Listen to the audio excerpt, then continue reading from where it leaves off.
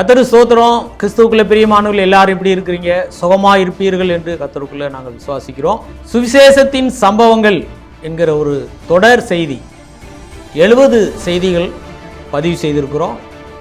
ஆண்டவர் சித்தமானால் வருகிற ஞாயிற்றுக்கிழமை ஆகஸ்ட் 2ஆம் தேதி சாயங்காலம் 6 மணிக்கு வெளியாகும்.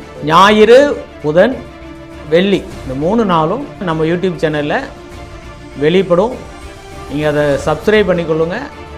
நிச்சயமாய் கர்த்தர் உங்களை ஆசீர்வதிப்பார். ஏற்கனவே கிறிஸ்துவுக்குள்ளான ஆத்துமாங்கிற ஒரு செய்தி வெளியிட்டிருக்கிறோம், 40 வீடியோ.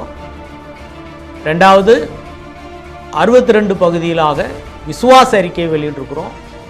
3வதாக தேவனுடைய ராஜ்யம் 21 செய்திகள் வெளியிட்டிருக்கிறோம். இதெல்லாம் ஏற்கனவே வெளியிடப்பட்டவைகள். நீங்கள் சப்ஸ்கிரைப் பண்ணிக்கொண்டால் ஏற்கனவே வெளியிட்டதையும் பார்த்துக்கொள்ளலாம். இப்பொழுது 70 செய்திகள் பாருங்கள், நிச்சயம் பிரயோஜனமாக இருக்கும். மற்றவர்களுக்கும் அதை நீங்கள் பகிர்ந்து கொள்ளுங்கள். விதைக்கிறவன் விதைக்க புறப்பட்டாண்ட வசனத்தின்படி விதை தேவனுடைய வசனம். பெருக விதைக்கிறவன் பெருக அறுப்பான். பெருக விதைக்கணும்னு சொல்லி வாஞ்சிக்கிறோம். தொடர்ந்து எங்களுடைய ஊழியத்தில் ஆண்டுடைய வார்த்தைகள் இன்னும் தாராளமாய் விதைக்க எங்களுக்காக நீங்கள் ஜெபம் பண்ணிக்கொள்ளுங்க. உங்களுக்காக நாங்கள் ஜெபம் பண்ணிக்கிறோம். நீங்கள் இந்த செய்திகள்லாம் பாருங்கள்.